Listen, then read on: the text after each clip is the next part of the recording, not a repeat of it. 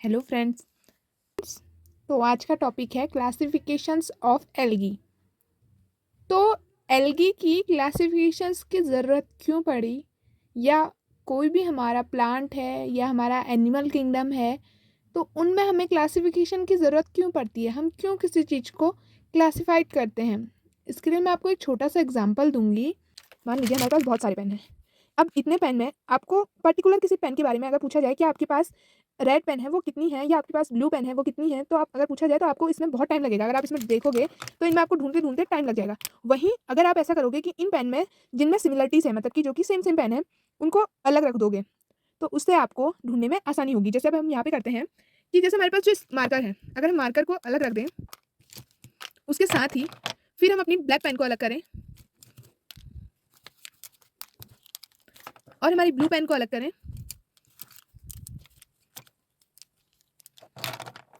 अब देखते हैं हमारे पास यहाँ पे बची है रेड पेन, ग्रीन पेन, एक पेंसिल, एक स्केच और हाइलाइटर।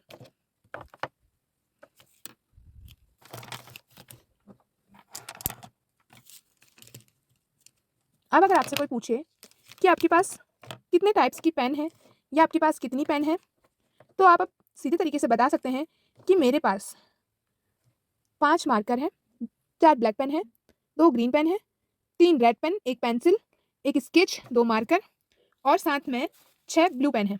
तो इससे क्या हुआ कि हमें बताने में आसानी हुई। हमें आसानी हुई इस बात में कि हमने फटाफट देख के बता दिया कि हमारे पास किस तरह की कितनी पेनें हैं। तो अब अगर हमसे कोई पूछेगा कि क्या तुम्हारे पास ब्लैक पेन है, तो हम ऐसे डायरेक्टली ये ब्लैक पेन दे सकते हैं, क्योंकि हमें पता है हाँ हमारे पास ब्लैक पेन है और हमारे पास एक्स्ट्रा ब्लैक पेन है।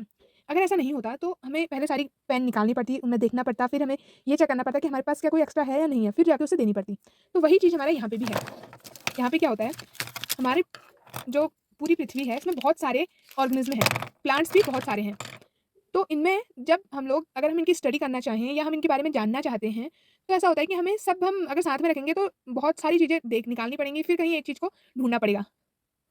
तो इसलिए जो हमारे वर्कर्स थे जिन्होंने साइंस पे काम किया, साइंटिस्ट थे, उन्होंने इस बात पे सोचा कि क्यों ना हम लोग हर चीज़ को अलग अलग कर दें। तो उन्होंने सोचा कि क्यों ना हर चीज़ को अलग अलग करके रखा जाए, ताकि हमें जब जिसके बारे में जानना होगा तो हम डायरेक्टली उस चीज़ को जान सकते हैं। उसी तरह हमारी जो अर्थ में एल्गी की स्पीसीज़ हैं वो 30,000 से 1 मिलियन से ज़्यादा, 30,000 से 1 मिलियन तक की या उससे ज़्यादा, इतने करीबन अभी तक के अनुमान है कि इतनी स्पीसीज़ हमारे पास हैं। अब उतनी सारी अगर हम लोग साथ में रख देंगे तो डायरेक्टली हम उन्हें नहीं पढ़ पाएंगे। तो इसलिए अब उनको क्लासिफाई किया गया और उसका उस क्लासिफिकेशन का एक क्राइटेरिया था। जो क्राइटेरिया, इसका जो मेन क्राइटेरिया था वो मैं आपको पुरानी वीडियो में एक बार समझा चुकी हूँ। आप पुरानी वीडियो में विजिट कर सकते हैं और वहाँ पे देख सकते हैं कि किस तरह से इसके कौन-कौन से क्राइटेरिया हैं जिनके बेस पे हम इसका क्लासिफिकेशन कर रहे हैं।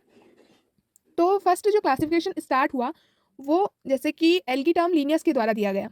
ये आप सभी को पता है क्योंकि मैं अपनी फर्स्ट वीडियो में भी ये चीज़ बता चुकी हूँ कि एल्गी हिस्ट्री है जो एल्गी की वो बता चुकी हूँ, जिसमें फर्स्ट टर्म 1753 में लीनियस ने दिया एल्गी टर्म। तो उसी ने इस टाइम पे एल्गी को क्लासिफाई भी कर दिया और साथ में इसको लेकिन उस टाइम पे हिपेटिसाई ग्रुप में रखा। हिपेटिसाई जो कि आज ब्रायोफाइटा का ग्रुप है, हालांकि बाद में अदर वर्कर्स ने उसे वहाँ से निकाल कर उसका एक अलग ग्रुप रखा। पर जब उसने रखा तो उसमें क्या थे, 14 जेनेरा थे। इन 14 जेनेरा में आज ऐसे सिर्फ 4 हैं जिन्हें हम आज मानते हैं एल्गी में, जिन्हें हम आज भी पढ़ते हैं या आज भी हम जिन्हें मानते हैं कि हाँ ये सही थे। वैसे उन्होंने 14 जेनेरा में सारे ग्रुप को डिवाइड कर दिया था। तो ये 4 कौन कौन से हैं, तो फर्स्ट है कॉनीफेरिया, सेकंड है अल्वा, थर्ड है कारा और फोर्थ है फ्यूकस। ये चारों ग्रुप आज भी हम एल्गी में इन्हें पढ़ते हैं। इसके बाद कई वर्कर्स ने काम किया, एल्गी की स्टडी की, उसकी डिस्कवरी की, बहुत सारी चीज़ें की जो इस बीच हुई और साथ में उसको क्लासिफाइड भी करते रहे। तो इसके बाद मैं आपको कुछ ऐसे सिस्टम्स, मतलब कि कुछ वर्कर्स द्वारा दिया गया क्लासिफिकेशन बताऊंगी जो कि इम्पोर्टेंट सिस्टम है क्लासिफिकेशन का एल्गी का। तो इसमें एक हमारे साइंटिस्ट थे W.H. हार्वे।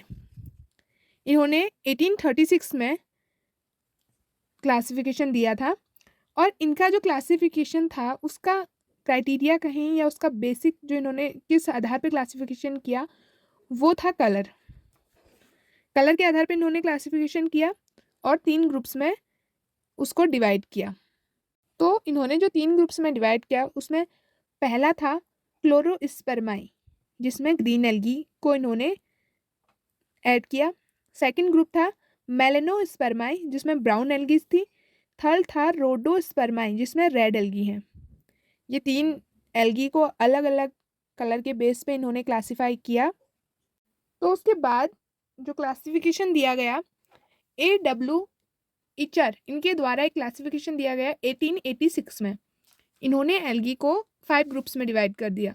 उसमें क्या थे? साइनोफाइसी, डायटोमाई, रोडोफाइसी, क्लोरोफाइसी और फियोफाइसी। ये 5 ग्रुप इन्होंने अपने क्लासिफिकेशन में रखे। बट जब इनका क्लासिफिकेशन भी सेटिस्फाइड नहीं होगा, क्योंकि साइंस में कोई भी चीज़ तब चेंज होती है जब वो सेटिस्फाइड नहीं होती या उसमें कोई अदर चैलेंजेस आ जाए तो वो चीज़ चेंज हो जाती है। तो इनके क्लासिफिकेशन में भी कुछ और कमियां रही होंगी और उसके बाद हो सकता है, क्योंकि 1886 के बाद तो अदर एल्गी भी डिस्कवर हुई होंगी, तो इनके क्लासिफिकेशन को चेंज किया गया और एक क्लासिफिकेशन दिया गया ए पास्चर के द्वारा। उन्होंने 1914 और 1931 इन दोनों में अपना क्लासिफिकेशन दिया। तो इनका जो क्लासिफिकेशन था वो फर्स्ट इवोल्यूशनरी क्लासिफिकेशन माना गया था कि इन्होंने जो 1914 में दिया उसको फर्स्ट इवोल्यूशनरी क्लासिफिकेशन माना गया। उसके बाद इन्होंने उसी को 1931 में रिवाइज किया, मतलब कि अपने उसमें कुछ चेंजेस किए होंगे क्योंकि इन्हें लगा होगा कि कुछ चीज़ें सही नहीं थी, तो इसलिए उन्होंने चेंज किया उन चीज़ों को। अब इन्होंने जो क्लासिफिकेशन किया उसमें इनका व्यूज़ था कि एल्गी को डिवीज़न में पहले इनका पहला रैंक जो है एल्गी का डिवीज़न में देना चाहिए, मतलब कि एल्गी को डिवीज़न में क्लासिफाई करना चाहिए, फिर डिवीज़न के अंदर उन्हें क्लासेस देनी चाहिए। तो इन्होंने उसी बेस पे अपना क्लासिफिकेशन दिया था। इन्होंने पहले एल्गी को डिवीज़न में डिवाइड किया। इन्होंने एल्गी के 8 डिवीज़न दिए और उसके साथ में उसके अलग अलग क्लासेस दे दी। फर्स्टली इन्होंने डिवीज़न लिया, जैसे कि इसमें 8 डिवीज़न है: क्राइसोफाइटा, फियोफाइटा, पायरोफाइटा, यूग्लिनोफाइटा, क्लोरोफाइटा, कैरोफाइटा, रोडोफाइटा और साइनोफाइटा। ये 8 इनके डिवीज़न हैं। अब कौन से डिवीज़न में कितनी क्लासेस हैं? जैसे क्राइसोफाइटा, इसमें 3 क्लासेस हैं: क्राइसोफाइसी, हेटेरोकॉन्टाई और डायटमाई। उसके बाद फियोफाइटा, इसमें है फियोफाइसी। फिर जो पायरोफाइटा है इनमें है क्रिप्टोफाइसी, डेस्मोकॉन्टाई और डिनोफाइसी। फिर जो यूग्लिनोफाइटा है इसमें है यूग्लिनियाई। और फिर जो क्लोरोफाइटा इसमें है क्लोरोफाइसी और कॉन्जुगेट। फिर उसके बाद जो कैरोफाइटा है उसमें है कैरोफाइसी। रोडोफाइटा में बेंजीनाई और फ्लोरिडिनाई, ये 2 क्लासेस हैं। और साइनोफाइटा में माइजोफाइसी क्लास है।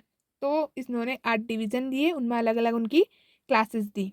बट जब फिर से इनके जब क्लासिफिकेशन में कुछ कॉम्प्लीमेंट्स रहे होंगे तो इसलिए दोबारा से एक अदर साइंटिस्ट थे हमारे G.M. स्मिथ, उन्होंने भी अपने क्लासिफिकेशन दिया। तो उन्होंने जो क्लासिफिकेशन दिया वो एक तो 1933 में दिया, फिर 1951 में दिया और फिर 1955 में दिया। इन्होंने 3 बार अपने क्लासिफिकेशन, मतलब कि अपना पहले क्लासिफिकेशन दिया होगा उसके बाद उसको मॉडिफाई किया होगा। तो इन्होंने क्या था, इनका क्लासिफिकेशन जो था वो भी पास्चर के क्लासिफिकेशन की तरह ही था। मतलब इन्होंने भी सपोर्ट किया था कि एल्गी को पहले डिवीज़न में डिवाइड करना चाहिए, फिर उसके बाद डिवीज़न के बाद उसे क्लासेस में डिवाइड करना चाहिए। बट उसमें कुछ मॉडिफिकेशन थे, मतलब कि अब जब अगर सेम ही होना था तो क्यों ये अपना क्लासिफिकेशन देते अलग। तो इसलिए इन्होंने जो अपना क्लासिफिकेशन दिया वो थोड़ा सा इनका मॉडिफाई था पास्चर के क्लासिफिकेशन से।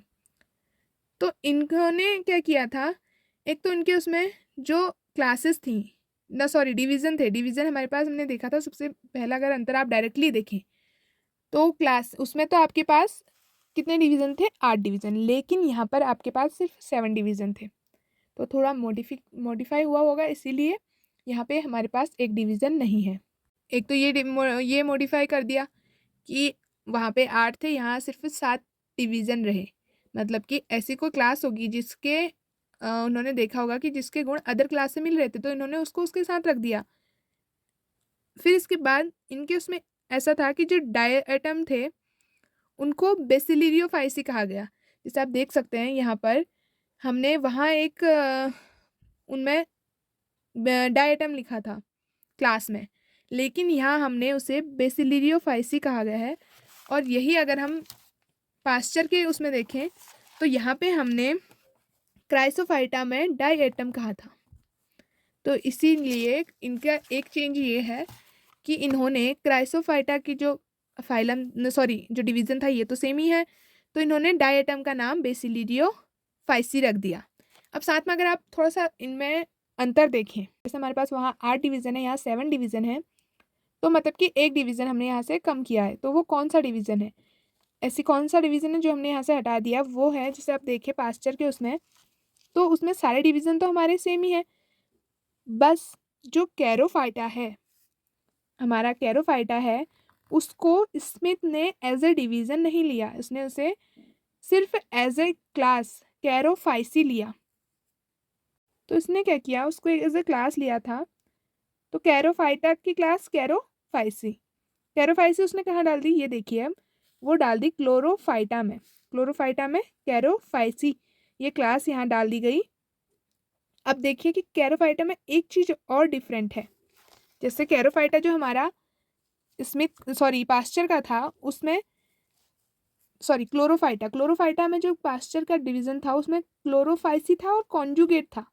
तो मतलब ये जो कॉन्जुगेट क्लास है ये भी कहीं ना कहीं चेंज हुई, क्योंकि यहाँ पे हमारे पास क्लोरोफाइटा में सिर्फ 2 क्लासेस हैं, वह है क्लोरोफाइसी और कैरोफाइसी। कैरोफाइटा को हमने डिवीज़न को हटा दिया, उसे एज ए क्लास रख दिया, लेकिन जो कॉन्जुगेट था वो कहाँ गया? तो इसने क्या किया था कि जो ये कॉन्जुगेट है, कॉन्जुगेट को एज ए ऑर्डर रख दिया था इसी क्लोरोफाइसी की क्लास में। क्लोरोफाइसी की क्लास में एक order as a order conjugate को रख दिया गया था, तो इसलिए यहाँ से कॉन्जुगेट हटा दिया था, इसलिए यहाँ पे फिर भी 2 ही क्लासें हैं, कॉन्जुगेट को जो है एज ए ऑर्डर ले लिया था।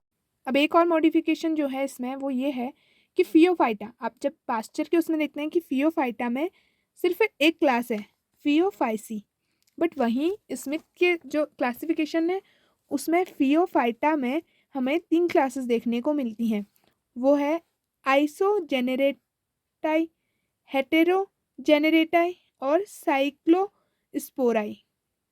तो थैंक यू आपका मेरे चैनल में विजिट करने के लिए, और अगर कोई ऐसा टॉपिक है आपकी बीएससी में और एमएससी में जो आपके समझ में नहीं आ रहा हो तो आप उसे कमेंट कर सकते हैं, जिससे मैं आपको प्रॉपर नोट्स प्रोवाइड करके और साथ में उसका एक एक्सप्लेनेशन भी आपको दे दूँगी।